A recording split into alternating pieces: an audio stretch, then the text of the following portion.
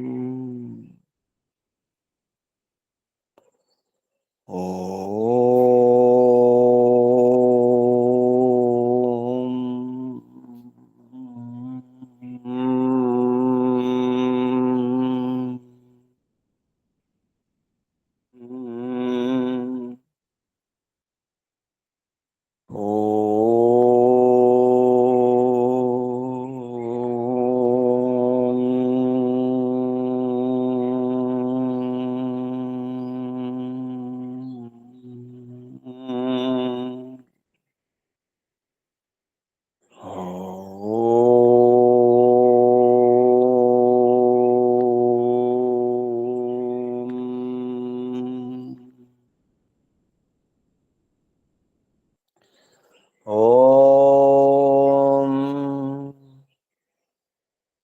యోగే యోగే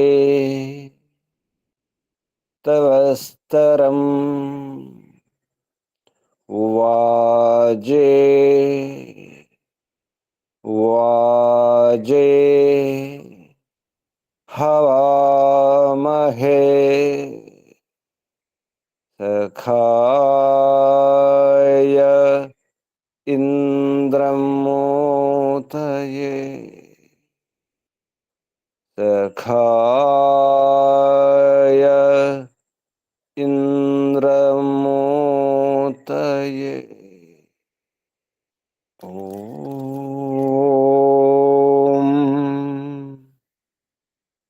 తస్మాద్ యజ్ఞాత్ సర్వహుత రిచః సామాని జజ్ఞిరే ఛందాంసి జజ్ఞిరే తస్మాద్ యజుస్తస్మాదజాయత తస్మాద్ యజుస్తస్మాదజాయత.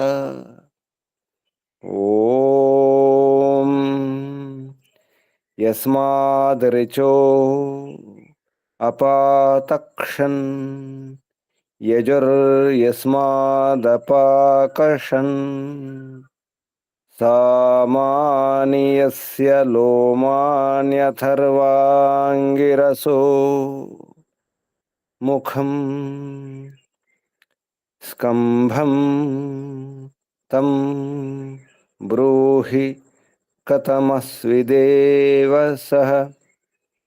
స్కంభం తం బ్రూహి కథమస్విదేవ సః. ఓం బృహస్పతే ప్రథమం వాచో అగ్రం ప్రైరత నామధేయం దధానాః యదేషాం శ్రేష్టం యదరిప్రమాసీత్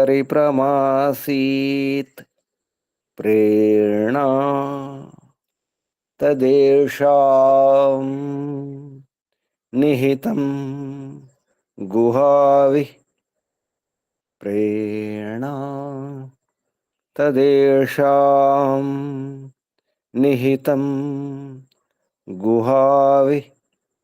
ఓం అగ్నివాయురవిభ్యస్తు త్రయం బ్రహ్మ సనాతనం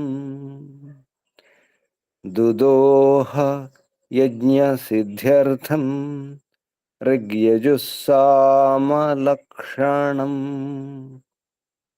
దుదోహ యజ్ఞసిద్ధ్యర్థం ఋగ్యజుస్సామలక్షణం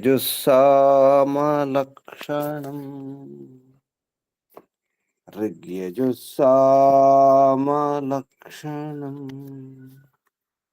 ఓం శాంతి శాంతి శాంతి. ఓం పరమపిత పరమాత్మ ఓం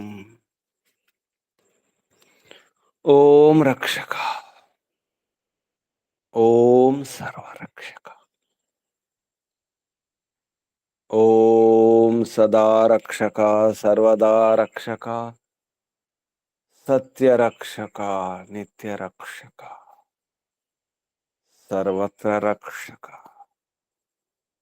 ఓం సర్వతః రక్షక సర్వధా రక్షక సర్వథా రక్షక శాశ్వత రక్షక పరమరక్షక జగద్రక్షక విశ్వరక్షక ఓం శాశ్వత పిత శాశ్వత మాత సర్వపిత సర్వమాత విశ్వపిత విశ్వమాత జగత్పిత జగన్మాత జగదాంబ జగజ్జనని ఓం జగత్పతి విశ్వపతి चित्तपति वाक्पति चक्षुष्पति आपति परापति शुभस्पति व्रतपति वास्तुष्पति तपस्पति दीक्षापति प्रजापति सर्वभूतपति ओम शाश्वत भ्राता त्राता दाता विधाता प्रदाता ओम शाश्वत बंधु शाश्वत मित्र शाश्वत सखा सर्वबंधु सर्वमित्र सर्वसखा विश्वबंधु विश्वामित्र विश्वसखा परम बंधु प्रथम बंधु परम सखा प्रथम सखा परम मित्र प्रथम मित्र आदि बंधु आदि मित्र आदि सखा ओम शाश्वत गुरु गुरूणाम गुरु परम गुरु प्रथम गुरु सर्व गुरु शाश्वत गुरु सत्य गुरु नित्य गुरु आदि गुरु सनातन गुरु विश्व गुरु ओम शाश्वत आचार्य परमाचार्य सर्वाचार्य शाश्वत आचार्य सत्य नित्य आचार्य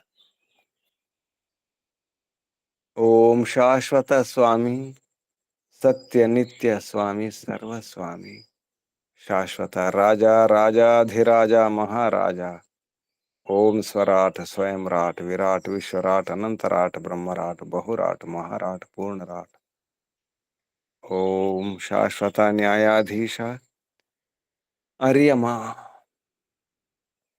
ओम सदाधारा सर्वदाधारा जगदाधारा विश्वाधारा ओम ईश्वरा परमेश्वरा सर्वेश्वरा विश्वेश्वरा जगदीश्वरा ओम सत् चित आनंद अनंत स्वरूप नित्य शुद्ध बुद्ध मुक्त स्वभाव अद्वितीय अनुपम जगदादि कारण ओम अज निराकार सर्वशक्तिमन न्यायकारिन् जगदीशा सर्व जगदुत्पादकाधार ओम सनातन सर्वमंगलमय सर्वस्वामिन् करुणाकर अस्मत्पिता परम सहायक ओम सर्वानंद प्रदा सकल दुख विनाशक विद्यांधकार निर्मूलक विद्यार्क प्रकाशक ओम परमैश्वर्यदायक साम्राज्य प्रसारक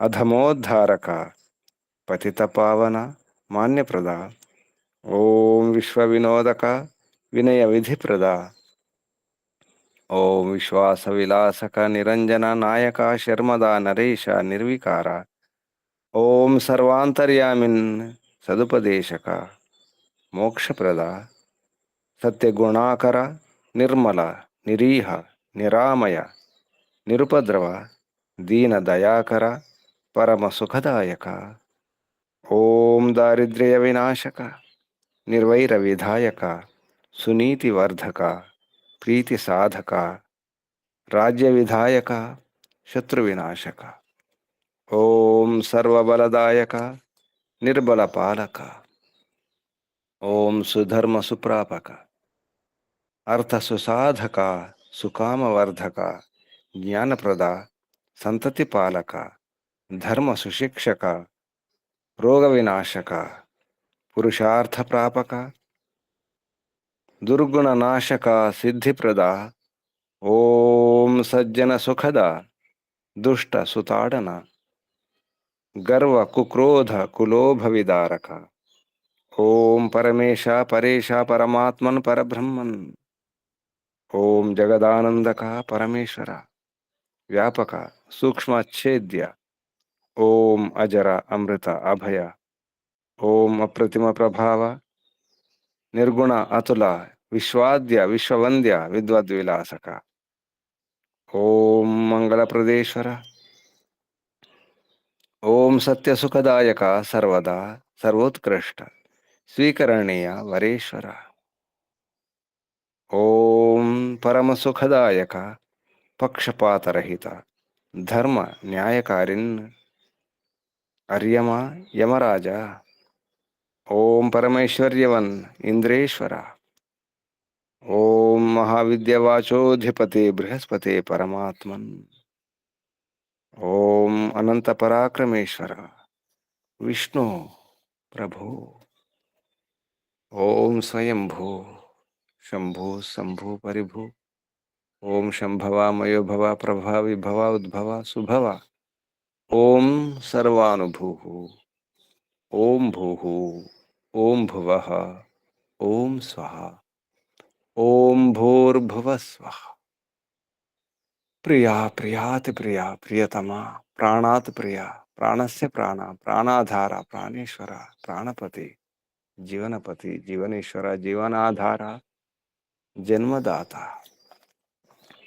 ओम सर्व दुख विनाशक सकल क्लेश नाशक संकट मोचक समस्त अविद्या अशांति भय निराश निवारक ओम सतचितनंतानंद घन स्वरूप आनंददाता आनंदकर सुखकर सुखदायक ओम आत्मदा बलदा ज्ञानदा सर्वदा हर्षदा वर्चोदा द्रविणोदा धनदा स्वस्तिदा शुभदा आयुर्दा मोक्षदा ओम ओम ओम ओम ओम ओम ఓముకు వందనాలు. ఋషులకు మహర్షులకు మునులకు యోగులకు గురువులకు ఆచార్యులకు అధ్యాపకులకు పెద్దలకు మాతాపితలకు శ్రేయోభిలాషులకు మిత్రులకు జడచేతనాది చరాచర జగత్తుకు స్థావర జంగమాలకు వందనాలు. సర్వేభ్యో నమో నమః. ప్రణవ ప్రణవ. ఓం ఆత్మ బంధువులారా, ఆత్మీయ బంధువులారా, శాశ్వత బంధువులారా, బ్రహ్మ బంధువులారా, దివ్య బంధువులారా,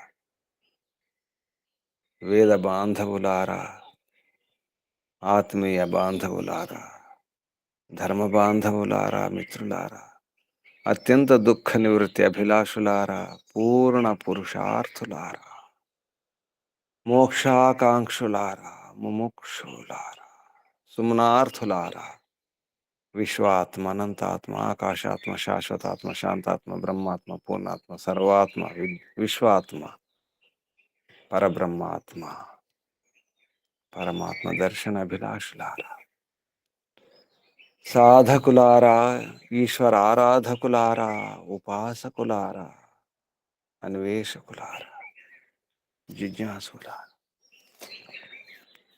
ఇంకా ఇంకా పైకి పైకి పైకి పైకి వెళ్ళడమే. పైకి వండి పడిపోవడం కాదు, పైకి వెళ్ళడమే. పైకి వెళ్తుండాలి. ఇంకా ఉన్నతి, ఇంకా ఉన్నతి, ఇంకా ఉన్నతి. ఉన్నతిలోనే ఉండాలి. అటు నుంచి అటే పడిపోతుండాలి. పైకి పడిపోతుండాలి. కింద పడడం కోసం కాదు,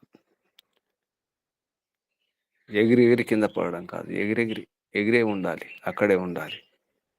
ఆ స్థితి కోసం ప్రయత్నం చేయాలి. ఇంకా ఉన్నతి. జీవితంలో ఉన్నతి చెందుతూనే ఉండాలి. ప్రతి క్షణం, ప్రతిదినం ఉన్నతి వైపే. ఎందుకంటే పరమాత్మ యొక్క ఆదేశం. ఉద్యానం తే పురుష నావయానం. నా అవయానం. అవనతి కాకూడదు, పతనం కాకూడదు. కింది వైపు వెళ్ళకూడదు. ఆత్మ కింది వైపు వెళ్ళడం కుదరదు. పైకి వెళ్ళడమే. ఆత్మ యొక్క విధి, కర్తవ్యం, ప్రయత్నం, పురుషార్థం అంతా పైకి వెళ్ళడమే. ఉద్యానం తే పురుష. ఓ పురుష, ఓ పురుషార్థం చేసేవాడా, ముందుగానే అన్ని కాల్చివేసేవాడా. పుర ఉష, పురుష, ముందుగానే దహించి వేయాలి. చెత్త చెదారాలను, మురికిని, మలినాలను, అవిద్యను, అశాంతిని, భయాలను, దోషాలను కాల్చివేయాలి, భస్మం చేయాలి. ముందుగానే ఈ శరీరం నుంచి వెళ్ళిపోకముందే భస్మం చేయాలి. అది జీవాత్మ యొక్క కర్తవ్యం. అందుకే పురుషుడు. పుర ఉష, పురుష. ఈ పురములో నివసిస్తూ, ఈ శరీరం అనే పురములో నివసిస్తూ, పురే శయతి, పురములో శయనం చేస్తూ, ఈ దేహం అనే ఈ పురంలో ఉంటూ ఇంకా ముందుకెళ్ళడమే, ఉన్నతి చెందడమే. ఉత్యానమతి పురుష. ఉత్క్రామత మావపత్థ. ఉత్క్రమించండి, అవపతనం కాకండి. మావపత్థ, ఉత్క్రామత. పరమాత్మ ఆదేశం. పైకి ఎదగడమే, ఎదుగుతుండడమే. ఎదిగి ఎదిగి ఎదిగి ఉండడమే. ఎదిగి ఎదిగి దిగడం కాదు. ఎదగడం దిగడం కొరకు కాదు. పైకి విసిరబడినటువంటి రాయి మళ్ళీ భూమి మీదకి వస్తుంది. అలా కిందికి రాకూడదు. మళ్ళీ పడిపోకూడదు. మళ్ళీ జనన మరణ బంధంలో పడిపోకూడదు. ఎగిరిన రాయి కిందికి రాకూడదు. అది జీవనం. అది మానవ జన్మ యొక్క లక్ష్యం, ఉద్దేశం. అప్పుడే సార్థకమవుతుంది. ఎదగడం కోసమే మంచి అవకాశం మానవ జన్మ. ఈ నరదేహం, ఈ నరదేహం వరదేహం కావాలి. నరదేహం వరదేహం అవుతుంది. ఇంకా ముందుకు, అక్కడి నుంచి ఇంకా ముందుకు. నరదేహం వరదేహం కావాలి, ఇంకా ముందుకెళ్ళాలి. ఈ వరదేహం రితదేహం కావాలి, ఇంకా ముందుకు వెళ్ళాలి. అది వ్యోమదేహం కావాలి, ఇంకా ముందుకెళ్ళాలి, ఇంకా ముందుకెళ్ళాలి.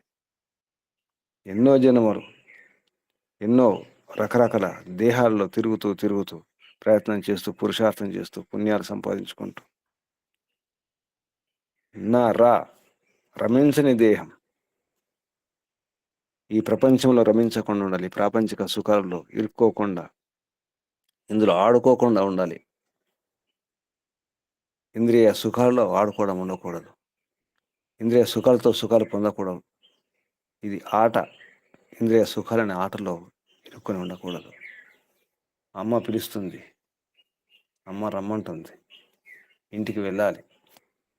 మర్చిపోయి ఇక్కడ ఉండకూడదు. అమ్మ చెప్పిన పని చేసుకొని వెళ్ళాలి.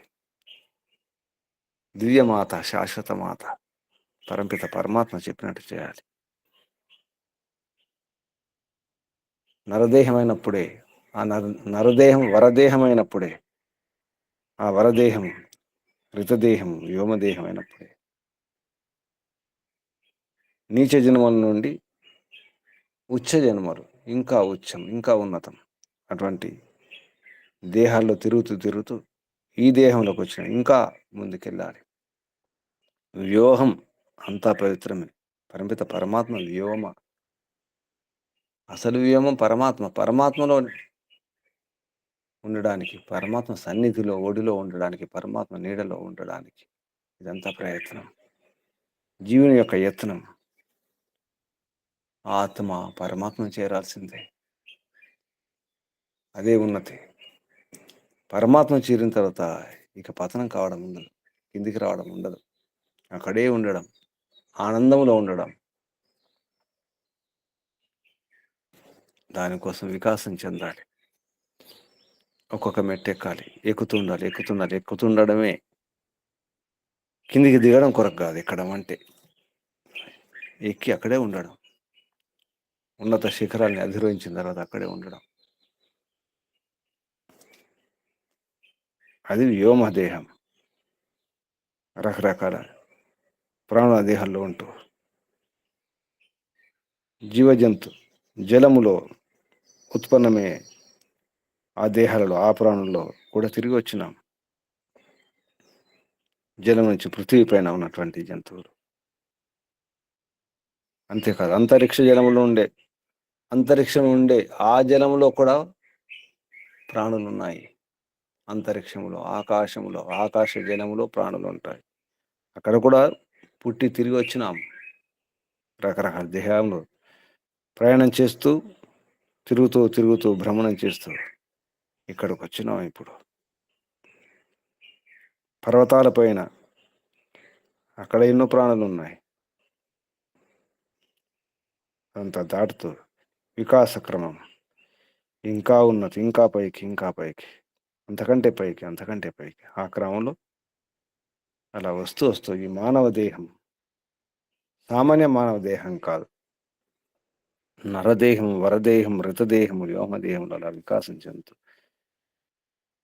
చివరికి విశాలమైనటువంటి ఆకాశములో అయితే స్వేచ్ఛగా తిరిగే పక్షుల్లాగా, హంసల్లాగా. హంసలు పవిత్రతను కోరుకుంటాయి, శుచిని కోరుకుంటాయి. పరమపావనం, పరమ పవిత్రం, పరంపిత పరమాత్మ శుచి. శుచి షత్ పరమాత్మే. ఆత్మ కోరుకునేది పవిత్రత. ఆత్మ పవిత్రం, పరమ పవిత్రం కావాలి. పరమ పవిత్రం, పరమ పావనం పరమాత్మయే. పరమ శుచి ఆత్మ కూడా పవిత్రమే. చిత్తశక్తి అప్రతి సంక్రమ శుద్ధాచనంతాచ. ఈ చిత్తశక్తి జీవాత్మ శుద్ధము, అనంతం, ఎప్పటికుంటుంది. ఎందులో అంటుకోదు, పరిణామం చెందదు. అసంగ ఆత్మ అసంగమని అంటుకోదు, పవిత్రం, ఇంకా పవిత్రం, పరమ పవిత్రంలో ఉండాలి. ఆత్మ కోరుకుంటుంది, శుచిని కోరుకుంటుంది. హంస, ఈ జీవాత్మని హంస పరమహంసలో చేరడానికి ప్రయత్నం చేస్తుంది. అందుకే శుచిని కోరుకుంటుంది. దానికి క్రమం హంసలాగా ఉండాలి. బ్రహ్మచారి శుచిని కోరుకోవాలి, శుద్ధమైన విద్యను కోరుకోవాలి. గురువే శుచి. అవిద్యను దూరం చేసేవాడు గురువు. సద్గురువు ముందు తనలో ఉన్నటువంటి మురికిని, అశుచిని, అవిద్యను దూరం చేసుకున్నవాడు అసలైన గురువు. గురువు చెంత చేరి, గురు సన్నిధిలో ఉండి బ్రహ్మచారి, విద్యార్థి శుద్ధి చేసుకునే ప్రయత్నం చేస్తాడు. బ్రహ్మచారి హంస, గురువు శుచిష. అలా జీవన చక్రం, ఈ జీవన దశలో బ్రహ్మచారి, గృహస్థుడు, వానప్రస్థుడు, సన్యాసి, ఇది ఉన్నతి చెందుతూ ఉండాలి. అటువంటి క్రమం గురించి, జీవన విధానం గురించి, ఆత్మ చేసే ప్రయత్నం గురించి ఎన్నో విషయాల గురించి చెప్పడం జరిగింది. నిన్న చెప్పుకున్న మంత్రంలో ఈ మంత్రం హంస. హంస బ్రహ్మచారి, వసు గృహస్థుడు, హోత వానప్రస్థం, అతిథి సన్యాసి. సన్యాసి ధర్మోపదేశకుడు, ధర్మం గురించి ఉపదేశం చేసేటువంటి వాడు, పరంపిత పరమాత్మ యొక్క ఈశ్వరోపాసన ఉండేవాడు. అతిథి ఎప్పుడైనా వస్తాడు, ఎప్పుడు వెళ్తాడు, ఎప్పుడు వస్తాడు తెలియదు. ఏ తిథి తెలియదు, ఏ ముహూర్తం తెలియదు, ఏ సమయం తెలియదు, ఏ రోజు తెలియదు. తెలియకుండానే వస్తాడు, పోతుంటాడు. ఇలా ఈ శబ్దాలను గమనిస్తే హంస, వసు, హోత, అతిథి. హంస శుచి, మంత్రక్రమంలో కూడా హంస శుచి షత్, వసు అంతరిక్ష షత్, హోత వేది షత్, అతిథి ద్రోణ సత్. ఈ విధంగా ఈ శబ్దాలు జతను గమనిస్తే బ్రహ్మచారి హంస వసుగ్రస్తుడవుతాడు, హోత వానప్రస్థి, అతిథి సన్యాసి. ఈ విధానం అంతా జీవన విధానం. అలా అవుతూ ఈ ప్రాణంలో ఉన్నటువంటి విషయాల గురించి కూడా చెప్పడం జరిగింది. అలాగే నరసత్ తర్వాత క్రమంలో నరసత్, వరసత్,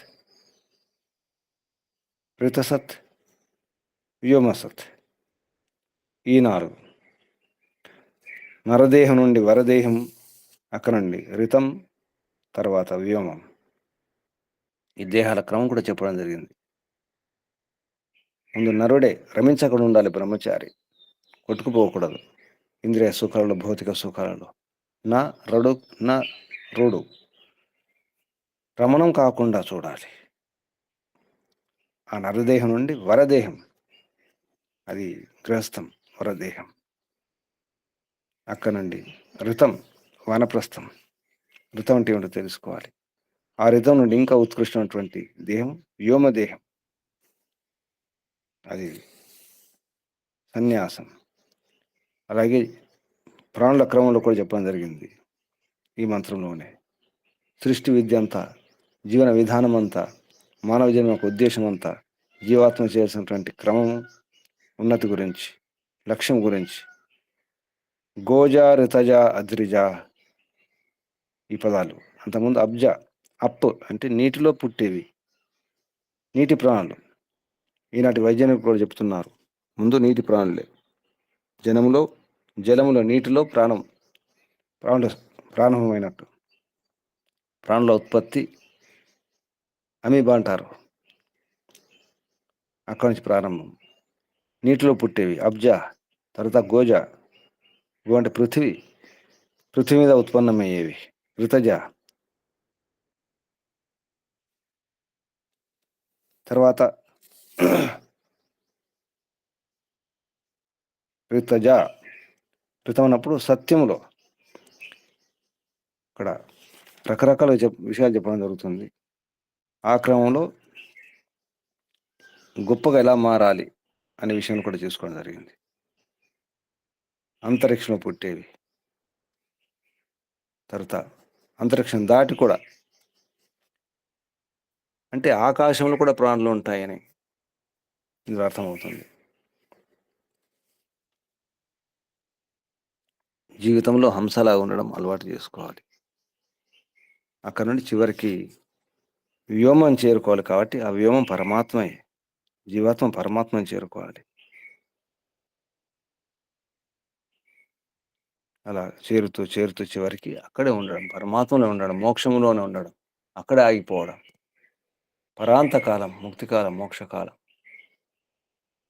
అనంతకాలం అంటారు. ఎంతో కాలం అది. 31 నీలములు, 10 ఖర్వములు, 40 అర్బుదములు. 31 10 40 10 సున్నాలు. అంతకాలం మోక్షకాలం, పరాంతకాలం.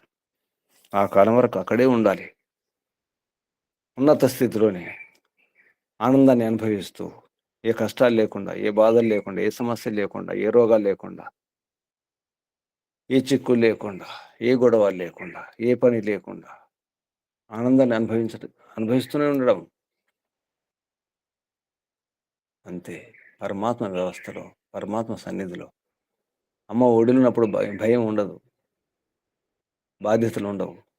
చిన్నప్పుడు చిన్న బిడ్డడు అమ్మ ఒడిలినప్పుడు ఏమీ తెలియదు, అంత అమ్మే చూసుకుంటుంది. ఇంకా గర్భంలో ఉంటే ఇంకే సమస్య లేదు, ఏ భోజన సమస్య లేదు, ఏడుపు లేదు, ఈ శ్వాస సమస్య లేదు, గాలి పీల్చుకోవడం అవసరం లేదు, స్నానం అవసరం లేదు, దాహం అవసరం లేదు. అమ్మ గర్భంలో ఉన్నప్పుడు ఏది అవసరం లేదు, ఏమి చేయవలసిన అవసరం లేదు. అమ్మ కడుపులో ఉంటే అన్నీ ఉంటాయి, ఇంకేం చేసాం. అమ్మ దయ ఉంటే అన్నీ ఉన్నట్లే అంటారు. పరమాత్మ దయ ఉంటే, పరమాత్మ దయ పాత్రలమైతే, కృపాపాత్రలమైతే, మోక్షానికి అర్హులమైతే అన్నీ ఉంటాయి. ఈ జన్మలో అవసరం లేదు, కిందికి పడిపోవడం అవసరం లేదు. ఉద్యానంతే పురుష నామయానం. ఈ మంత్రంలో శబ్దాలను గమనిస్తే, ఒకటి జీవాత్మ యొక్క లక్షణాలు ఎలా ఉండాలి, ఏం ప్రయత్నం చేయాలి. తర్వాత జీవాత్మ పుట్టిన తర్వాత ఈ ఆశ్రమ ధర్మాలు, విద్యార్థిగా ఏం చేయాలి, గృహస్థుగా ఏం చేయాలి, వానప్రస్థిగా ఏం చేయాలి, సన్యాసి ఎలా ఉండాలి. సన్యాసి అతిథిగా ఉండాలి. అతిథి అతిథి దురోణ సత్. దురోణ దురోణం అంటే కుటీరం అని అర్థం. ఒక ఆశ్రమంలో కుటీరంలో తనది కాదు, రావడం పోవడం అంతే. అలా ఉండాలి. ఇదంతా గమనిస్తే జీవుడు కూడా ఈ శరీరం అనే ఈ కుటీరంలో ఉంటాడు. ఎప్పుడు వెళ్తాడో తెలియదు. మనం కూడా ఈ శరీరం అనే ఈ కుటీరం నుంచి ఎప్పుడు ఇక్కడి నుంచి వెళ్ళిపోతాము. దానికి ముహూర్తం అంటే ఏమి లేదు, తిథి లేదు. అది ఏ క్షణమో, ఏ దినమో, ఏ రోజో, ఏ తేదో చెప్పలేం. ఇప్పుడు కూడా మనం అతిథుల్లాగే ఉంటున్నాం. అది అర్థం చేసుకుంటే ఒకసారి భయం వేస్తుంది దానికి, కానీ అది నిజం, తప్పదు. మనం ఈ శరీరంలో అతిథులమే, మన ఇంట్లో కూడా మనం అతిథులమే, ఈ ప్రపంచంలో అతిథులమే. ఎప్పుడు వచ్చినా మనకు తెలియదు, ఎప్పుడు రావాలో మనకు తెలియదు, వచ్చేటప్పుడు కూడా మనకు తెలియదు, ఎప్పుడు పుడతామో మనకు తెలియదు. అమ్మ కూడా తెలియదు మనం ఎప్పుడు పుడతాము, ఏ క్షణంలో పుడతాము, ఏ దినంలో పుడతాము. లెక్కలు వేస్తారు వైద్యులు, కానీ అది ఏ క్షణం స్పష్టంగా చెప్పడం కష్టం. వచ్చేటప్పుడు అతిథులమే, పోయేటప్పుడు అతిథులమే, ఎప్పుడు అతిథులమే. పరమాత్మ కూడా అతిథే, కానీ పరమాత్మ సదా అతిథి, ఎప్పుడు అతిథి. ఎప్పుడైతే మనం అనుభూతి చెందుతామో పరమాత్మ యొక్క ఆనందాన్ని, అనుభూతి చెందినప్పుడు పరమాత్మ ఉన్నట్టు, వచ్చినట్టు. ఎప్పుడైతే మర్చిపోతాం పరమాత్మ లేనట్టు. అది కూడా మన చేతులు ఉంది. పరమాత్మ పరమ అతిథి, సదా శాశ్వత అతిథి. ఎప్పుడు వస్తాడో, ఎప్పుడు వెళ్తాడో మనకు తెలియదు. అంటే ఎప్పుడు ఆనందాన్ని అనుభవిస్తామో, ఎప్పుడు మర్చిపోతామో తెలియదు మనకు.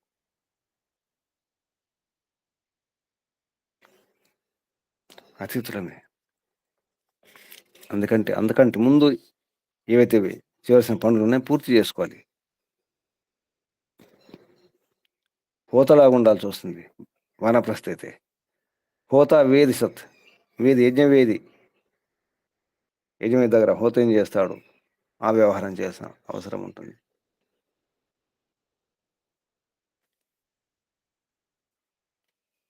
కాబట్టి ఈ దేహాన్ని ఇంకా ఇంకా ఇంకా ఇంకా ఇంకా మార్చుకోవాలి. వరదేహం కావాలి. వరదేహం, రితదేహం, వ్యోమదేహం. రితం అంటే సత్యం, సత్యాన్ని పట్టుకోవాలి. అది వానప్రస్థంలో సాధ్యమవుతుంది. సత్యం కొరకే ప్రయత్నం చేయాలి. మననం చేస్తూ, చింతనం చేస్తూ, మునిగా మారి వనస్థులై, వానప్రస్థి అయి, అది రితదేహం. చివరికి వ్యోమదేహం, సన్యాసి దేహం, అతిథికి సంబంధం అది.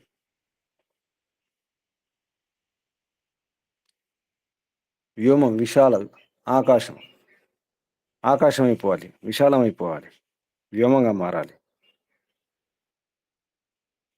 అది పరమాత్మ యొక్క స్థితి. సన్యాసికి పరమాత్మ సంబంధం. ఈశ్వరోపాసన ముఖ్యం. సన్యాసి యొక్క కర్తవ్యం ఈశ్వరోపాసన.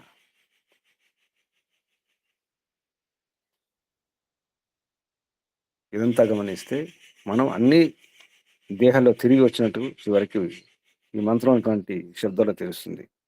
అబ్జ, గోజ, రితజ, అద్రిజ, చివరికి రితం అయిపోవాలి, బృహత్ అయిపోవాలి, గొప్పగా అయిపోవాలి. మారని సత్యాన్ని పట్టుకోవాలి. ఏ అపేక్ష లేని, అంటే ఇటువంటి ఆధారం అవసరం లేని రితం, సత్యం. రితం అంటే సత్యం, ఆధారం అవసరం లేదు, దానికి సాక్ష్యం అవసరం లేదు రితం అంటే. అటువంటి మారని సత్యం, శాశ్వత సత్యాన్ని పట్టుకోవాలి.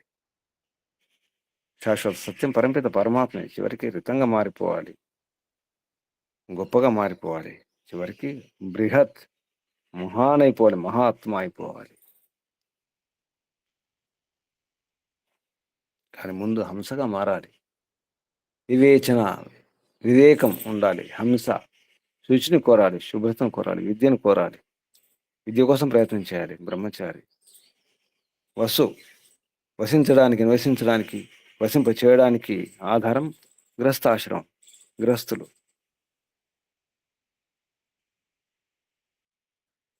అది వసు, అందుకే వసు అన్నారు.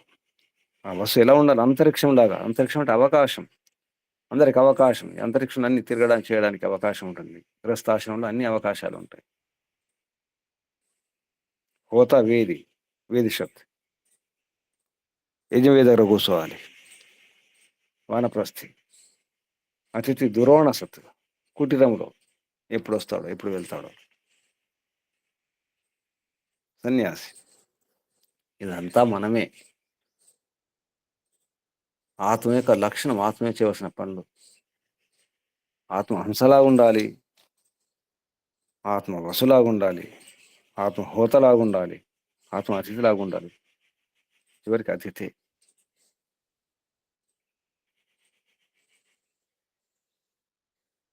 మనం ఇదే విషయాన్ని కనుక అర్థం చేసుకుంటే, ఇదంతా సూర్యుని లక్షణాలు, పరమాత్మ లక్షణాలు. అంతేకాదు, రాజు కూడా ఎలా ఉండాలో, చక్రవర్తి ఎలా ఉండాలో, ఇదే మంత్రాన్ని పంపిత పరమాత్మ ఇదే యజుర్వేదంలో 12వ అధ్యాయంలో 14వ మంత్రంలో కూడా చెప్పడం జరిగింది. ఇదే మంత్రం ఋగ్వేదంలో కూడా ఉంది. ఇదే మంత్రం 4వ మండలం 40వ అధ్యాయంలో ఇదే మంత్రం. ఋగ్వేదం 4వ మండలం 40వ సూక్తం 5వ మంత్రం. ఇటువంటి విషయాలు అర్థం చేసుకుంటే, ఈ సృష్టి ఏమిటి, పరమాత్మ ఏమిటి, ఆత్మ ఏమిటి, మనం ఏం చేయాలి, ఏం చేయకూడదు, ఇలా ఉన్నతి చెందాలి, చివరికి ఇలా ఉన్నతిలోనే ఉండాలి.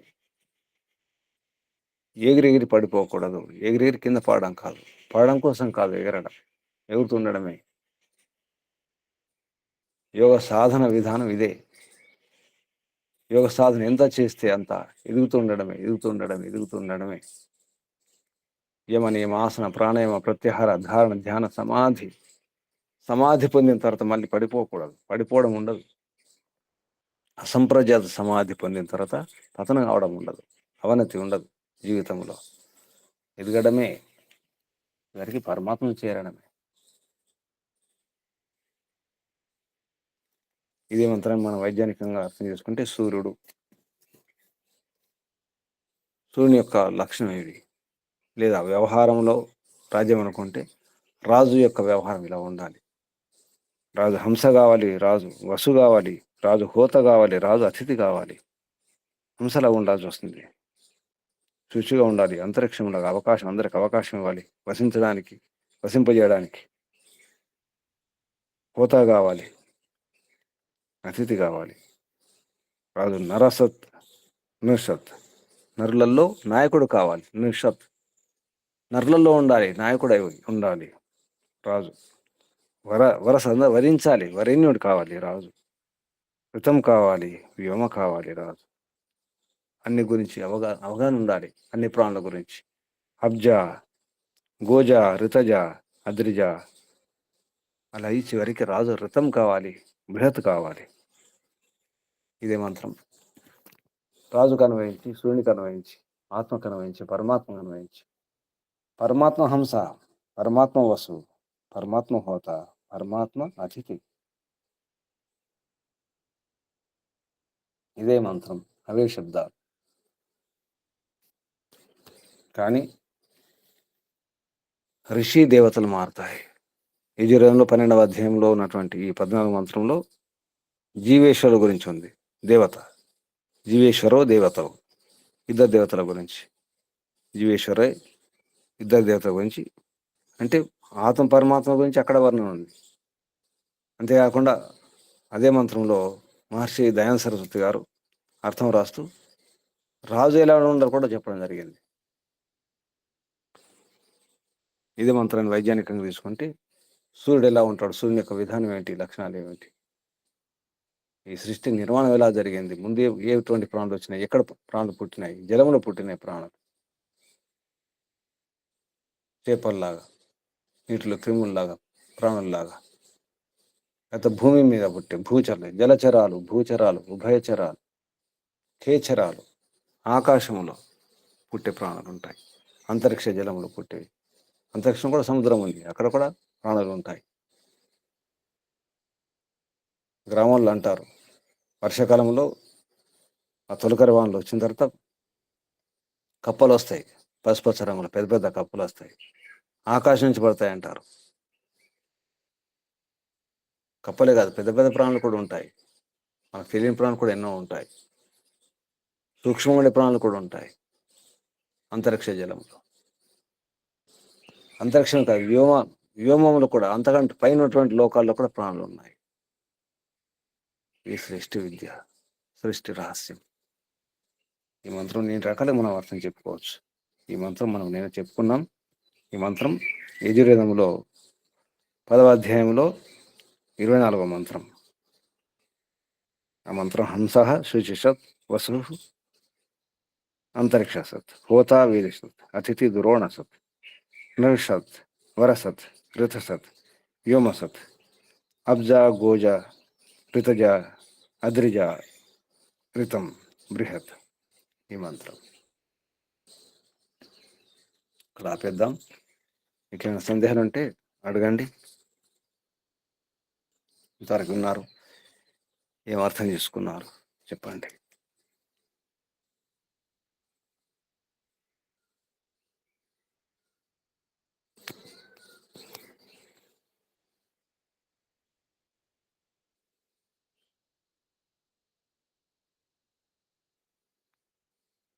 ఏం విన్నారు, ఏం అర్థం చేసుకున్నారు?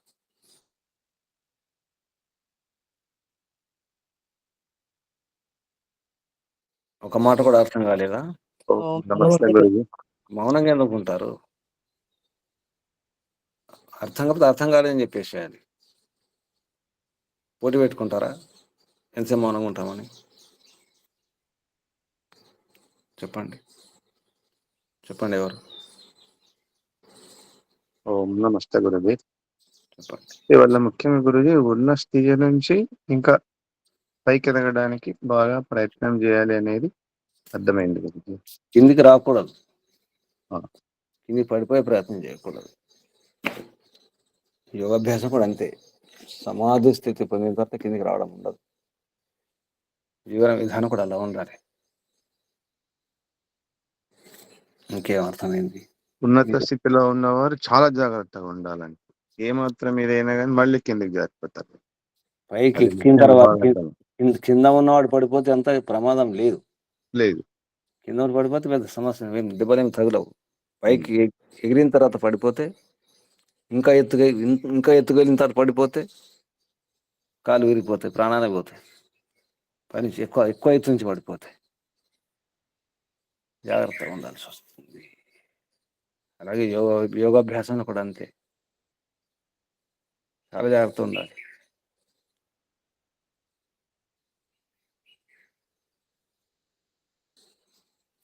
ఇంకా ఎవరు?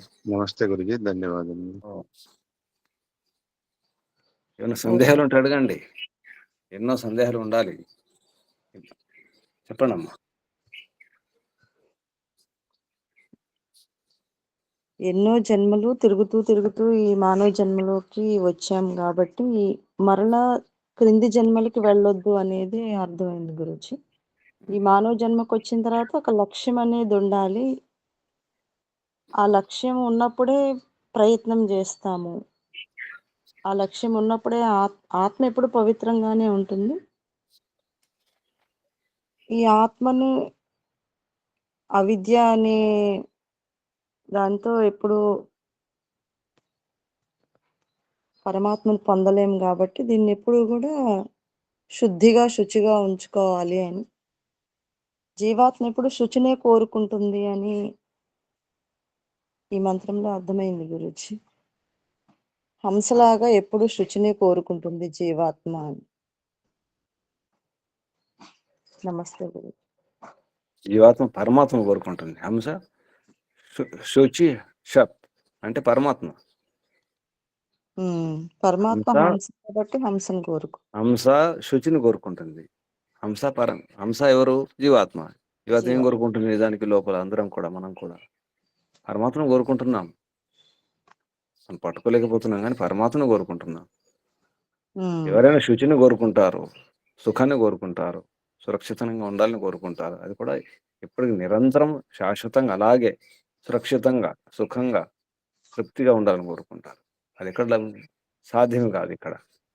ఈ లోకంలో సాధ్యం కానే కాదు. పూర్ణ సుఖం, పూర్తిగా సుఖం, నిరంతర సుఖం, మధ్య నిరాటంకంగా ఉండాలి. నిరంతరం నిరాటంకంగా, ఎటువంటి విఘ్నాలు లేని ఆ తృప్తి, ఆనందం ఇక్కడ సాధ్యమే కాదు ఈ శరీరంలో. శరీరమే ఆటంకం. అటువంటిప్పుడు ఈ శరీరం వద్దు, పరమాత్మే కావాలి. మహోదయ ప్రణముని. ఆగండి ఒకరు మాట్లాడు, ఇంకోరు మాట్లాడద్దు. అయిపోయిన తర్వాత చెప్పండి అన్నప్పుడు అప్పుడు మాట్లాడాలి. ఇంకమ్మా చెప్పండి. గురుజీ, బాహ్య జన్మకు వచ్చాము అంటే ఈ బాహ్య సుఖాల కోసమే ప్రయత్నం చేస్తాం కాబట్టి ఆ సుఖాల కోసము తక్కువ ప్రయత్నం చేయాలనేది కూడా అర్థమైంది గురుజీ. పరమాత్మ పరమాత్మ కోసమే. పొందాలంటే, శాశ్వత సుఖాన్ని పొందాలంటే ఇంద్రియ సుఖాలను త్యాగం చేయాలి, వాటిలో కొట్టుకుపోకూడదు అనేది కూడా అర్థమైంది గురుజీ. ఈ క్రమం కూడా పట్టుకోవాలి.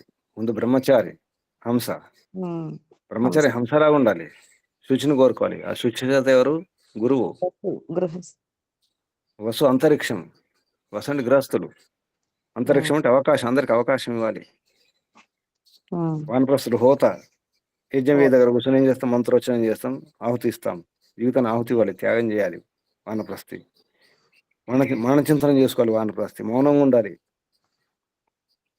వన భోజనం చేయాలి.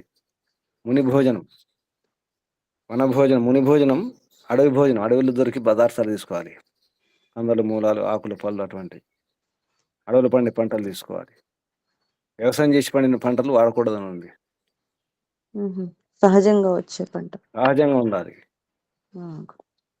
హోత, అలాగే మన యజ్ఞంలో చేసేటువంటి మూలికలు, ఏవైతే ధాన్యాలు ఉంటాయి అవి కూడా సహజంగా పండి వాటిని ఇవ్వాలి. నిజానికి ఈ పురుగు మందులు, ఆ మందులు వాడినటువంటి ఈ గింజలు ఇవి వాడకూడదు. నిజానికి సహజంగా ఏదో అవే వాడాలి. మూలికలు, ఆ గింజలు, ఆ ధాన్యాలు ఏవి దొరుకుతాయి వనంలో దొరికేవి.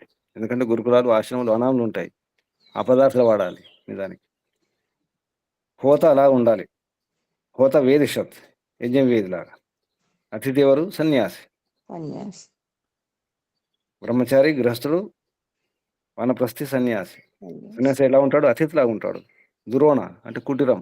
ఆ కుటీరంకి ఎప్పుడు వస్తాడో ఎప్పుడు వెళ్తాడో ఆయనకి తెలియదు. అలా ఉండాలి. అంటే కుటుంబం నాది అనే భావన ఉండదు అతిథికి. ఆ ఇల్లు నాది అనే భావన ఉండదు. అతిథి అంటే వస్తాడు పోతాడు అంతే. ఆ ఇల్లు నాది, నా అధికారం, వెళ్ళిపోవడానికి సిద్ధం అన్నమాట. అలాగే మనం కూడా వెళ్ళిపోవడానికి సిద్ధంగా ఉండాలి. గమనించండి, ఎప్పుడు వెళ్ళిపోతాం మనకు తెలుసా? ఎవరైనా చెప్పండి, నేను ఫలానా రోజు ఫలానా క్షణం నిశ్చితం ఉందా? తేదీ నిర్ణయం అయిందా? అతిథులమే అనుకుంటున్నాం, కానీ అతిథులమే.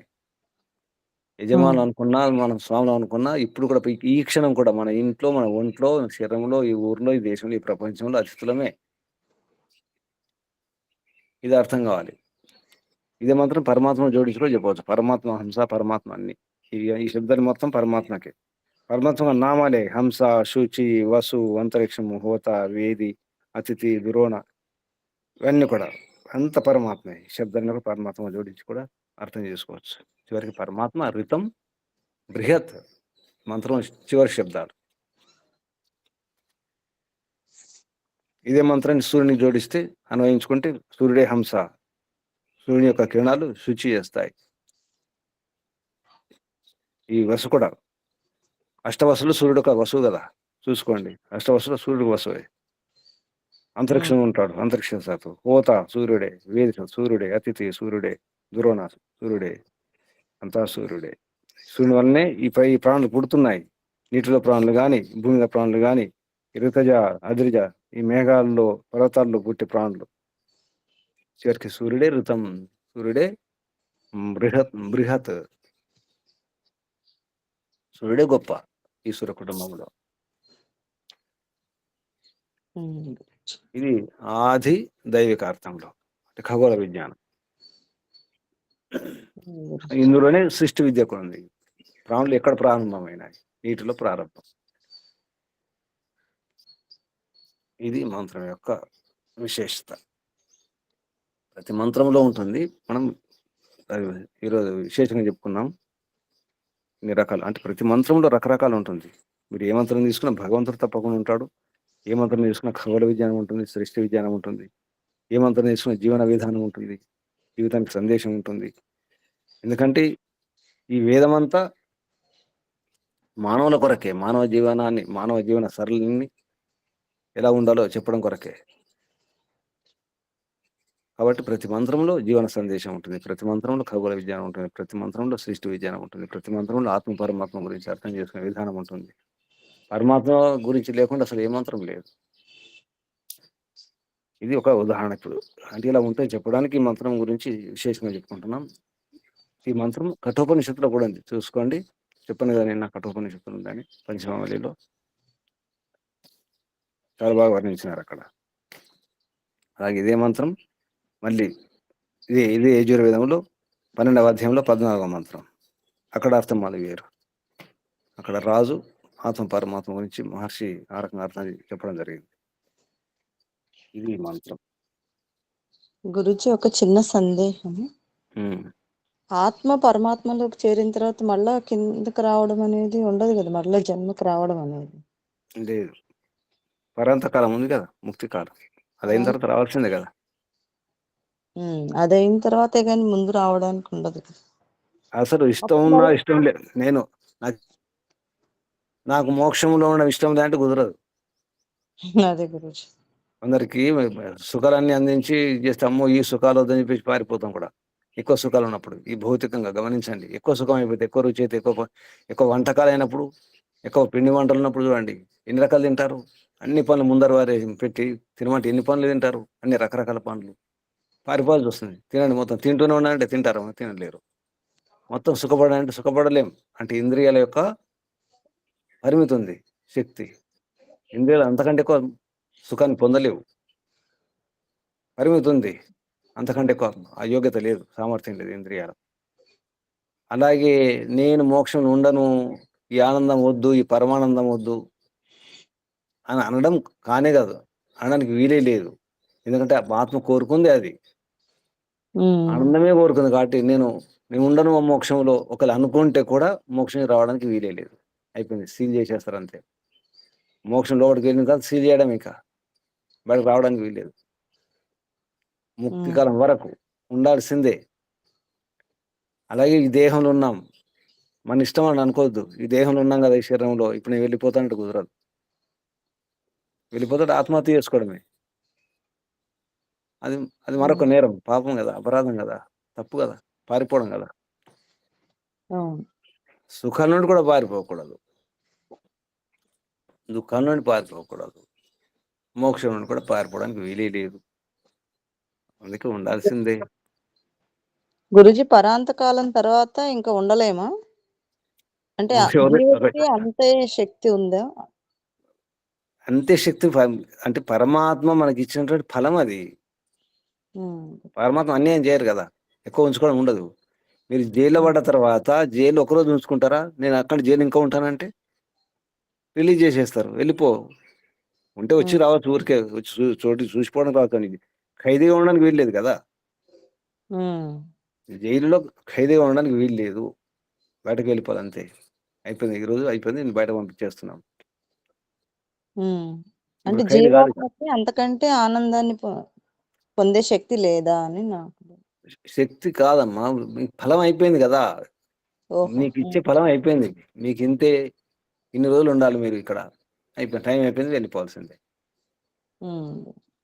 ఇప్పుడు ప్రభుత్వ ఉద్యోగులు ఉంటారు, ఉద్యోగులు ఎన్ని రోజులు చేస్తారు? రిటర్న్ అయిన తర్వాత రావచ్చు, ఆఫీస్కి రావచ్చు, పోవచ్చు. కానీ ఉద్యోగిగా రాలేం కదా, పోలేం కదా. ఉద్యోగిగా మనం ఆఫీస్కి వెళ్ళలేము. కానీ ఈ పరమాత్మ ఈ మోక్షంలో మామూలుగా కూడా వెళ్ళలేము. ఒకసారి వచ్చిన తర్వాత మళ్ళీ మళ్ళీ పోరాటం చేయాల్సిందే, మళ్ళీ ప్రయత్నం చేయాల్సిందే, మళ్ళీ పురుషార్థం చేస్తూ, మళ్ళీ సాధన చేసుకుంటూ మళ్ళీ వెళ్ళాలి. ఎందుకు అక్కడ ఎందుకు ఉండలేమంటే, మనం చేసినటువంటి పని ఎంత ఫలితం వచ్చేసింది, అయిపోయింది, ఇంకేమీ లేదు. మన యోగ్యత ఏమిటి, మన శక్తి సామర్థ్యం ఏమిటి, మనం ఎంత పురుషార్థం చేసినాం, మోక్షం పొందినాం, ఆనందాన్ని అనుభవించినాం, వెనక్కి రావాల్సింది అయిపోయింది. అక్కడ ఎవరు ఆ ఉంచుకోరు. వెనక్కి వచ్చేటప్పుడు పొందిన ఆ మోక్షాన్ని పొందాం కాబట్టి మళ్ళా పవిత్రంగా వస్తాము గురూజీ. పవిత్రమే, ఆత్మ ఇప్పుడు పవిత్రమే, మళ్ళీ ప్రారంభం, సున్నా, పుణ్యం లేదు, పాపం లేదు, మీ ఇష్టం. మీ బ్యాగులు ఏం వేసుకుంటారో వేసుకోండి, పుణ్యం వేసుకుంటారు, పాపం వేసుకుంటారు, ఏం వేసుకుంటారో వేసుకోండి, నింపుకోండి. అంటే ఇంక జ్ఞానము ఉండదంటారా? స్వాభావిక జ్ఞానం ఉంటుంది, నేను ఆత్మను, నేను చేతను, అదే ఉంటుంది అంతే. మళ్ళీ ఈ బయట ఈ వ్యవహారాల గురించి, ఈ పదార్థాల గురించి జ్ఞాన విద్యను మళ్ళీ మళ్ళీ ప్రయత్నం చేయాలి, మళ్ళీ పుణ్యం పెంచుకోవాలి. పాపాలు పెంచుకుంటే మళ్ళీ నీచ జన్మలే, మానవ జన్మ వస్తుంది, మోక్షం తర్వాత వచ్చేది మానవ జన్మే. మరి అవకాశం ఇవ్వాలి కదా, వేరే జన్మిస్తే ప్రయత్నం చేయడం ఉండదు, అది భోగయోనులు కదా, ప్రయత్నం చేయలేడు. ఆత్మకు అవకాశం లేదు, కర్మ చేయడం ఉండదు, పుణ్యం చేయడానికి పాపం చేయడానికి వీలు లేదు. అందుకే మానవ జన్మ అది కూడా సున్నా, అంటే శూద్రుడే. వైశ్య, క్షత్రియ, బ్రాహ్మణ ఇటువంటి ఈ బ్రాహ్మణ శరీరం ఇవ్వడం ఉండదు, అంటే బ్రాహ్మణ కుటుంబంలో లేకుంటే అటువంటి విద్య అది ఉండదు, అంతా శూద్రులే. అందుకే జన్మన జాయితే శూద్ర, ఇప్పుడు కూడా జన్మన అందరు శూద్రులే, అప్పుడు కూడా అంతే.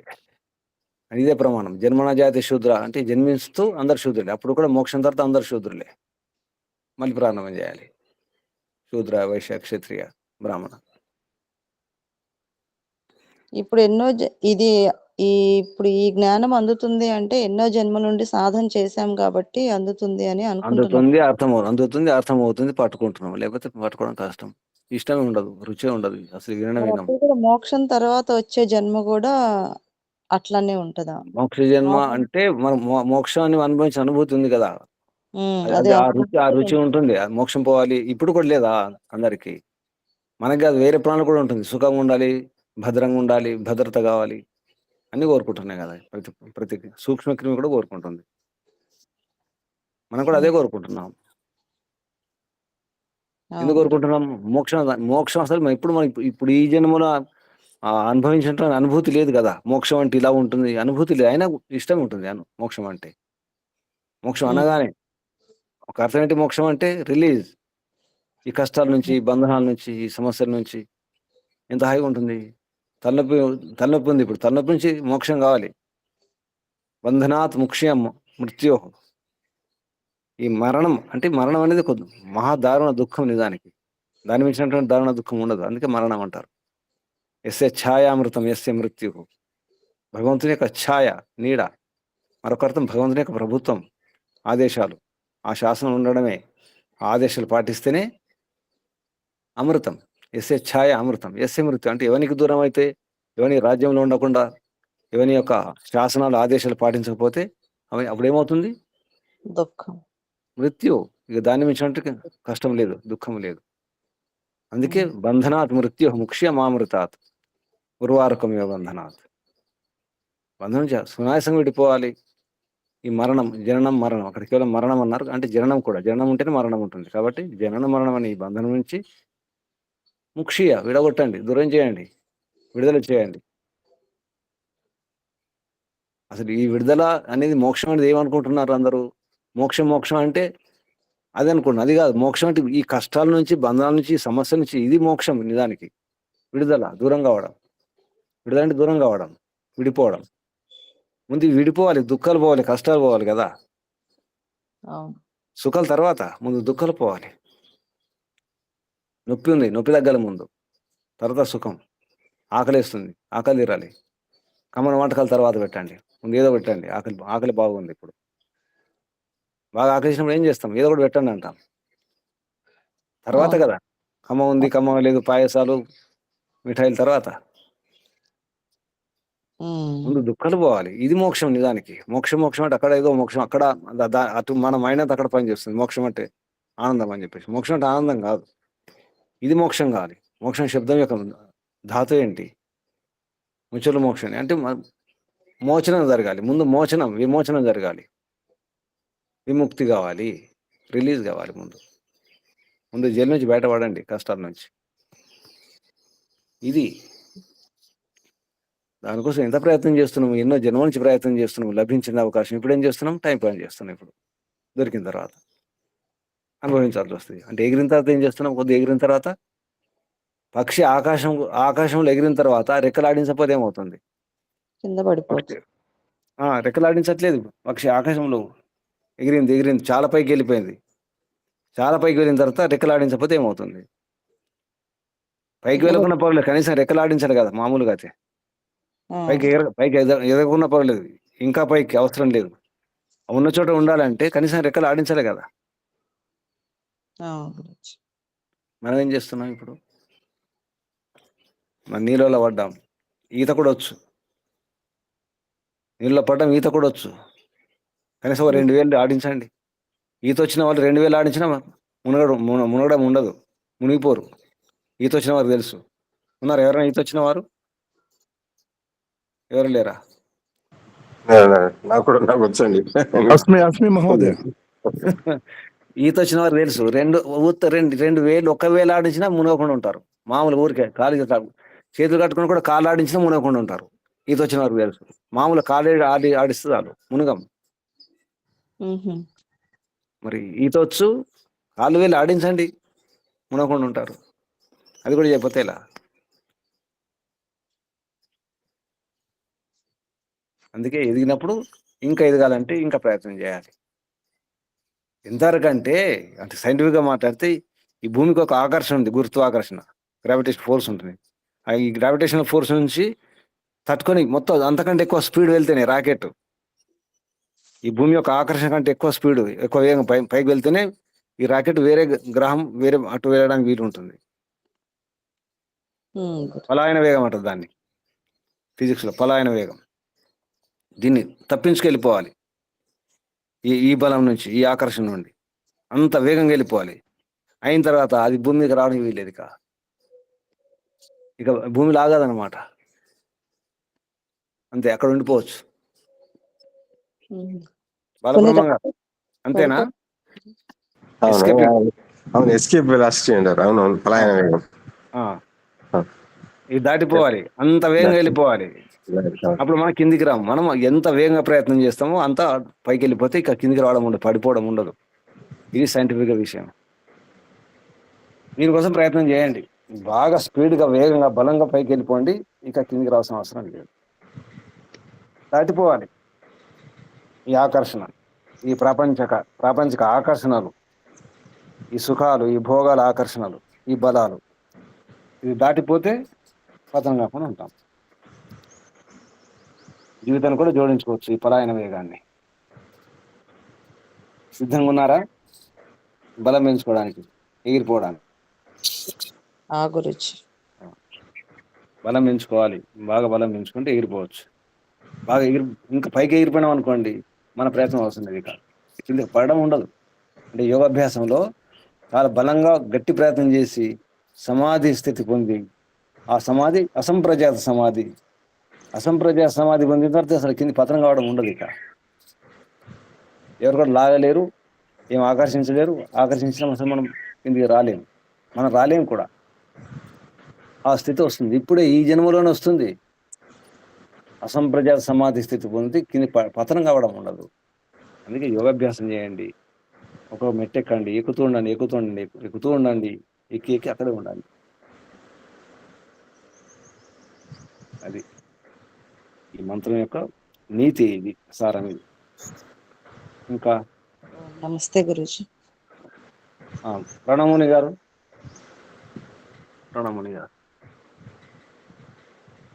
ఉన్నారా?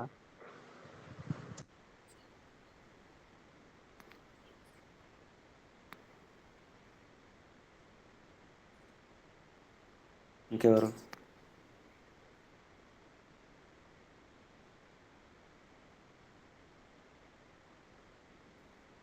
ఏమైనా సూచనలు ఉన్నాయా?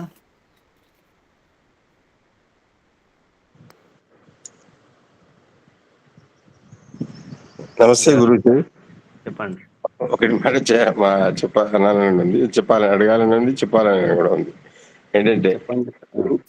నిజంగానే అంటే మనకు సంతోషంగా ఉండాలి, ఆరోగ్యప్రదంగా ఉండాలి. ఇవన్నీ అంటే ఒకటి తల్లిదండ్రులు, గురువులు వారి యొక్క డైరెక్షన్స్, ఆదేశాలు, వారి యొక్క బిహేవియర్ అవన్నీ మనం చూసి నేర్చుకుంటాం. అలాగే అంతకంటే ముఖ్యం సమాజం అంతా కూడా ఈ విధమైన డిసిప్లిన్ అంటే క్రమశిక్షణ, ఒక విధమైన అంటే కొంత జ్ఞానము అంటే సమాజ జ్ఞానము లేకపోతే ఆధ్యాత్మిక జ్ఞానం ఉంది.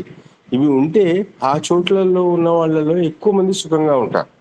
ఏ దేశంలో అయినా, ఏ సమాజంలో అయితే ఎక్కువ మంది మంచి వాళ్ళు ఉంటారో, అంటే దానికి నేను లీడ్ చేసేది ఏంటంటే దీని కొరకు ప్రయత్నం అనేది, అంటే మనం వచ్చే జన్మలో మనకు మళ్ళీ సుఖము, తర్వాత ఆనందము ఇవి రావాలంటే ఇప్పుడు మనం ఈ సమాజంలో అలాంటి బీజాలను నాటి మీలాంటి గురువులు ఎక్కువ మంది ఆ డైరెక్షన్ ఈ సమాజంలో నింపితే మళ్ళీ జన్మలో మనకు సుఖం ఈజీగా లభిస్తుంది. అంటే మంచి సమాజంలో పుడితే మనకు మంచి సుఖం ఈజీగా వస్తుంది. కాబట్టి సమాజాన్ని ఒక డైరెక్షన్ కి ప్రయత్నం చేయడం అనేది అవసరము. అందరూ కూడా దానికి ప్రయత్నం చేయాలని మనం నమస్తే. చాలా అవసరం ఉంది. ఇప్పుడైతే చాలా అవసరం ఉంది. మీరు అన్నది వాస్తవం. చాలా అవసరం ఉంది. ఇది అవసరం. వచ్చే జన్మలు కాదండి, ఏమంటున్నాం, జీవన్ముక్తం అంటున్నాం. అందుకే ముక్తి మోక్షం చనిపోయిన తర్వాత కాదు, ఇప్పుడు ఉన్నప్పుడే అనుభవించాలి. ఆ సుఖం అంటే ఏమిటో, ఆ మోక్షానందం, ఆ ముక్తి ఆనందం అనేది. అంటే అర్థం ఏంటి? ఇప్పుడే ప్రయత్నం చేయాలి. చనిపోయిన తర్వాత వచ్చే జన్మలో ఏదో ఆనందాన్ని అనిపిస్తుంది. వచ్చే జన్మలో ఎందుకు వాయిదాలు వేసుకోవడం? ఈ జన్మలోనే పొందండి. అందుకోసం అంతా ప్రయత్నం చేయండి. మనం అందరం కలిసి ఉండాలి. ఇప్పుడు మన బలం పెంచుకోవాలి. ఇప్పుడు మనం ఏమనుకుంటున్నాం? డైరెక్షన్ ఇవ్వాలనుకుంటున్నాం. అవసరం ఉంది డైరెక్షన్. ప్రపంచాన్ని దిశానిర్దేశం చేయడం అవసరం ఉంది. ప్రపంచానికే, మన దేశంలో కాదు, ప్రపంచానికే అవసరం ఉంది. మనం ఎవరికి విద్య లేదు. బయట ఇతర పాశ్చాత్య దేశాలు అసలు విద్య లేదు. అది భోగ ప్రపంచం కదా. అవును సార్, బాగా చెప్పారు. ఒక మాట ఆగండి. ప్రపంచం అంతా భోగయోనులు. అవును, ప్రపంచంలో బయట భోగయోనులు, మనము కర్మయోనులు. రెండు మనవి, రెండు ఉంటాయి. ప్రపంచం భోగం తప్ప ఇంకేం ఆలోచిస్తున్నారు? కాబట్టి మనమే దిశ నిర్దేశం చేయాలి ప్రపంచానికి. అవకాశం మనకి ఉంది, అవకాశం ఉంది. ఇప్పుడు అవకాశం వచ్చింది కూడా. మనం కనుక ప్రయత్నం చేయకపోతే ప్రపంచం ఎక్కడో వెళ్ళిపోతుంది. అది అంటే మనం వింటున్నామో లేదో కానీ మేధావులు ప్రపంచంలో సరిగ్గా సత్యాసత్యాలు అర్థం చేసుకుని ఎటువంటి పక్షపాతం లేకుండా చెప్పుకుందని మేధావులు ఉన్నారు. వాళ్ళు ఏమంటారంటే ప్రపంచం ప్రమాద అంచుల్లో ఉంది, ఇంకేం పడిపోవడం ఉంది, ఇంకేం లేదు. ఒక తరం అంటున్నారు వాళ్ళు. 4 తరం, ఒక తరంలోని అంత భయంకరమైన పరిస్థితి ఉంది. మనకేం చీమగుట్టినట్టు లేదు. ఎందుకంటే మనం ఇవన్నీ వింటున్నాం కాబట్టి ఇంతే అనుకుంటున్నాం. కానీ బయట కనుక వాళ్ళు చెప్పిన మాటలు వింటుంటే భయం వేస్తుంది. కొందరు భయపడుతున్నారు మేధావులు. అంత భయంకర ప్రమాదం స్థితిలో ఉంది. అంచులో ఉండి పడిపోవడం సిద్ధం ఇప్పుడు. అంటే వచ్చే తరమే అంటున్నారు. గమనించండి, వచ్చే తరమే ఆ స్థితిలో ఉందట. ఇది నా మాటలు కావు. ఒకసారి చూసుకోండి ఏమంటున్నారు ప్రపంచంలో మేధావులు, నిజాయితీగా ఆలోచించేవారు. కాబట్టి మన దిశ నిర్దేశం మీరు అన్నట్టు అవసరం ఉంది. ఇప్పుడు ఇలా అనుకోకండి, నేను ఒక్కరిని అటు అనుకోకండి. మనం చాలు, నలుగురు చాలు, ముగ్గురు చాలు. సరిగ్గా అర్థం చేసుకుంటే ముగ్గురే చాలు. సరిగ్గా అర్థం చేసుకుని సరిగ్గా నిర్ణయం చేసి చెప్పేవారు, దిశానిర్దేశం చేసేవారు ఒకరిద్దరు చాలు, ముగ్గురు చాలు. అంత అవకాశం ఉంది, అంత శక్తి మనకు ఉంది. మనం ఏమనుకుంటున్నాం అంటే ఈ వేదాలు మనకి ఇంత ఏదో ధ్యానం చేసుకోవడానికి, జపం చేసుకోవడానికి అనుకుంటాం. వేదం జపం ధ్యానం ఒకటి కాదు. యుద్ధం చేయడానికి కూడా వేదం అవసరం ఉంది. ఎన్నో సమస్యలు పరిష్కారం చేయడానికి వేదం అవసరం ఉంది. మనం ఒక యాంగిల్ చూడకూడదు వేదాన్ని. ఎన్నో విద్యలు ఉన్నాయి. అగ్ని ఉంది, ఎన్ని రకాలు వాడుకోవచ్చు అగ్నిని. అటువంటిది వేదం. ఇంకా ఇంకొక విషయం మాట్లాడాలన్నదండి. ఇది అంటే మరణం తర్వాత ఈ సుఖం దొరుకుతుంది, ఆ సుఖం దొరుకుతుంది, 72 మంది దొరుకుతారు, ఇది అవుతుంది, 5 దొరుకుతారు అనే ఈ ఆలోచనల మటుకు పరమ మూర్ఖత్వం అనేది సందేశము శాస్త్రీయంగా ప్రతి మనిషికి తీరాలి. ముందు ఇక్కడ ఉన్నప్పుడే మోక్షం కావాలి, ఇక్కడే మనకు ఈ బంధాల నుంచి విముక్తి కావాలి, ఇక్కడే సుఖంగా ఉండాలనేది ప్రాధాన్యం అనేది తెలిస్తే కొంత సుఖము అంటే కేవలం ఇంద్రియ సుఖాలు, విపరీతమైన విచిత్రమైన ఇంద్రియ సుఖాలు దానివల్ల కాకుండా దాంతో అది ఎంతసేపు అని ఎవరైనా అది తెలుసు, మనకు అందరికీ తెలుసు. అది దాన్ని దాటి ఉండాలనే ప్రయత్నం చేయాలి అని చెప్పి అంటే అనే కోరిక అందరిలో శాస్త్రీయంగా వచ్చేట్టుగా ప్రయత్నించాలి. ఇది అశాస్త్రీయము, శరీరం లేకుండా ఏమి లేకుండా 72 మందితో ఏం చేస్తావు అని చెప్పే వాళ్ళు ఎవరైనా ఉండాలి. నమస్తే అండి. నమస్తే. సారీ. గొర్రెలు ఉన్నాయి కదా, గొర్రెల కాపరులు ఉన్నారు. గొర్రెల కాపరు వాళ్ళ ఇంకా గొర్రెలే ఉంటాయి. చూడండి, గొర్రెలే కదా. ముస్లిం అయినా ఈ క్రైస్తవ అయినా వెనుక ఉన్నది ఎవరు? వాళ్ళు గొర్రెల కాపరులే, ప్రవక్తలు. గొర్రెలు వింటాయి. అవసరం ఉంది. ఊహలోకలు ఉంచడం తప్పు. ఇప్పుడు ఉపవాసం ఉండండి, మీకు మోక్షంలో అన్నం పెడుతున్నట్టు ఉంటుంది. ఇప్పుడు ఉపవాసం ఉండండి, ఈ శరీరం ఉన్నప్పుడు. శరీరం పోయిన తర్వాత అప్పుడు పాయసాలు పంపిస్తారు మోక్షం అంటే ఎలా ఉంటుంది? భ్రమలు ఉంచుతున్నారు ఎవరైనా. ఈ పౌరాణికులు కూడా భ్రమలు ఉంచుతారు. భ్రమలు ఉంచడం మానుకోవాలి. మనవారు చెప్పిన ఉత్కృష్టమైనది అంటే ఈ పర్యావరణాన్ని, వాతావరణాన్ని, ఇతరులని, మన దగ్గర వారిని, దూరం వారిని, వీళ్ళందరినీ కూడా సుఖంగా ఉంటే, శాంతిగా ఉంచితే శాంతి మనకు ఆటోమేటిక్గా వస్తుంది అనే విషయం మళ్ళీ మళ్ళీ చెప్పాలి. ఏ మనిషి అయినా సరే అదే పరమాత్మ అని వాళ్ళు నమ్ముతారు, వీళ్ళే నమ్ముతారు. పరమాత్ముని సంతానమే అని. ఆ పరమాత్ముని సంతానం అయినప్పుడు అందరినీ మనం పరమాత్మని గౌరవించాలంటే సంతానాన్ని గౌరవించాలి. అలాంటి ఈ శాస్త్రీయంగా ఇవి చిన్నప్పటి నుంచి వెళ్తే మనసుల్లోకి వెళితే బాగుండేది. అవి ఏమైనా 72 మంది పోయిన తర్వాత కాదు అదంతా. దాన్ని ఏదో అక్కడ తేనె గీని ఏం చేసుకుంటావు? అక్కడ తేనె వస్తే, అక్కడ ఇది వచ్చేస్తే అసలు ఆత్మ లేదు, శరీరం లేదు, ఆకలి లేదు, ఏం లేదు. అక్కడ నీకు తేనె నదులు, తర్వాత 72 మంది 92 మంది ఏం చేసుకుంటాడు? అది ఆలోచన అంటే తగ్గిస్తే బాగుండేది. దాన్ని అటాక్ చేస్తే బాగుండేది కూడా. ఎవరు అటాక్ చేయరు? అన్ని మతాలు ఒకటి, అన్ని మంచివే. ఏ మంచివి? సరే, నమస్కారం సార్. నమస్తే. చాలా ఎక్కువైపోతుంది. అయితే మనం ఇప్పుడు ఇక్కడ ఒకటి అర్థం చేసుకోవాలి ఏంటంటే, ప్రపంచంలో మూర్ఖులు ఎక్కువ ఉంటారు ఎప్పుడు కానీ ఇక్కడ మంచివారు చేసే డ్యూటీ ఒకటి ఉంది. మంచివారు కలిసి పనిచేయాలి. బాధ మంచి వారితో ఉంది. సోకాళ్ళు మంచివారు, గొప్ప పండితులు ఏమంటారంటే అన్ని మతాలు ఒకటే, అందరూ ఒకటే. ఏదైనా సరే ఏం తప్పు ఉంది? గౌరవం ఇచ్చేద్దాం, ఏముంది, పూజిద్దాం అని చెప్పేసి అది ముల్లా వాడు వీడు ఏదో అని చెప్పి అంటే మనం రాయిని తప్పంటాము, ముల్లాని తప్పంటాము, మనిషిని తప్పంటాం. కానీ లేదు కదా, సామాన్య జనంలో అన్ని మతాలు ఒకటే, అన్ని ఒకటే, అన్ని ధర్మాలు ఒకటే. ఎవడైనా దేవుడి దగ్గర పూజిస్తున్నాడు. దేవుడి దగ్గర కాదు, ఇక్కడ ఈ రోజుల్లో ఉండే సమాజం గురించి ఆలోచించాలి ఫస్ట్ అని తెలిస్తే బాగుండేది. ఇక్కడ ఆపేద్దాం. ఒకటే విషయం, ప్రపంచంలో మతాలు ఉండకూడదు, వైదిక ధర్మం ఉండాలి. అది భగవంతుడు చెప్పేది ఏంటి? మతాలు వద్దు, దేవుని పేరు మీద ఈ గొడవలు వద్దు, ఈ యుద్ధాలు వద్దు, ఈ మత కలహాలు విద్వేషాలు వద్దు, మతాలే వద్దు. మావాడు మా అబ్బాయి అదే అంటాడు. వాడికి ఏం తెలియదు కానీ శివేదం అంటే తెలియదు కానీ అదే అంటాడు. మతాలే వద్దు. దానికోసం అప్పుడు వైదిక ధర్మం గురించి అర్థం చేసుకుని పాటిస్తే మతాలు ఉండవు. అది కావాల్సింది. అందుకే వైదిక రాజ్యం కావాలంటాం. వైదిక సామ్రాజ్యం ఉండాలి. మహర్షి మాటికి ఏమన్నారు? చక్రవర్తి రాజ్యం, వైదిక చక్రవర్తి రాజ్యం, సమ్రాట్ కావాలి. అప్పుడు అవుతుంది. ఇది ఎందుకు కావాలో అనేది మన శత్రువులకు కూడా చేరాలి. మనకే కాకుండా మన చుట్టూ ఉన్న వాళ్ళందరికీ కూడా ఎందుకు వైదిక రాజ్యం రావాలి, ఎందుకు ధర్మం ఉండాలి, ఏది శాస్త్రం అనేది మనం చెప్పగలగాలి శత్రువు కూడా అని చెప్పి నా అభిప్రాయం. అవునవును, నిజమే. ప్రయత్నం చేయాలి. శుభం. ఇంకా ముగించేద్దాం. ఇక్కడ అందరు కళ్ళు మూసుకొని ఇంతవరకు విన్న విషయాలు ఒకసారి మననం చేసుకోండి. నేను హంసను, నాకు పరమహంస కావాలి. పరమహంసను పట్టుకునే ప్రయత్నం చేద్దాం. ఇదే మనం చింతన చేసుకునే ప్రయత్నం చేయండి. ఈరోజు ఇక్కడ ఆపేద్దాం. పరమపిత పరమాత్మకు వందనాలు, ధన్యవాదాలు. ఋషులకు, మహర్షులకు, మునులకు, యోగులకు, గురువులకు, ఆచార్యులకు, అధ్యాపకులకు, పెద్దలకు, మాతాపితలకు అందరికీ వందనాలు. కలియుగ మహర్షి దేవ దయానంద సరస్వతి గారికి, వారి గురువు గారు బ్రహ్మర్షి ప్రజ్ఞ చక్షు వ్యాకరణ సూర్య దండి స్వామి విరజానంద సరస్వతి గారికి ప్రణామాలు, వందనాలు, కృతజ్ఞతలు సమర్పిస్తూ, బంధువులారా, సాధకులారా, మంచి సాధన చేయండి. ఉన్నప్పుడే ఏదైనా సాధించడానికి అవకాశం ఉంది. బాగా సాధన చేసి ఉన్నతి చెందుతూ ఇంకా ఉన్నతి అవుతూ అక్కడే ఉండే ప్రయత్నం చేయాలి. ఇది భగవంతుని ఆదేశం. ఉత్క్రామత మావపథ, ఉత్క్రమించండి, పైకి ఎదగండి, కిందికి రాకండి అనేది లక్ష్యం. పరమాత్మ ఆదేశం, సందేశం ఇది. దానికోసం ప్రయత్నం చేస్తారని ఆశిస్తూ మీ అందరూ కూడా అభినందనలు, అభివందనాలు. పరంపిత పరమాత్మ శుభాశిస్సులు. ఓం శం శుభం. తల మూసుకోండి, ఆసనం మార్చుకోండి, నడుము, వీపు, మెడ, తల నిటారుగా. ఒకసారి దీర్ఘ శ్వాస.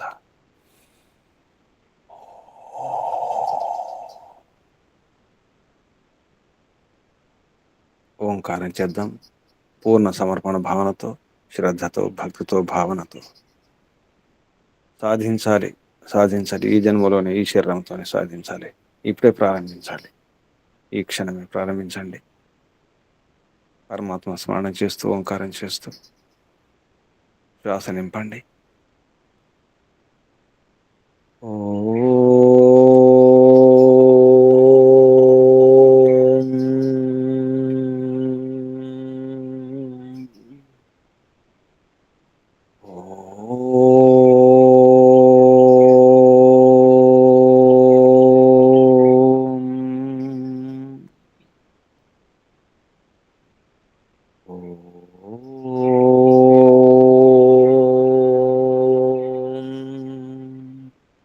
శాంతి శాంతి శాంతి.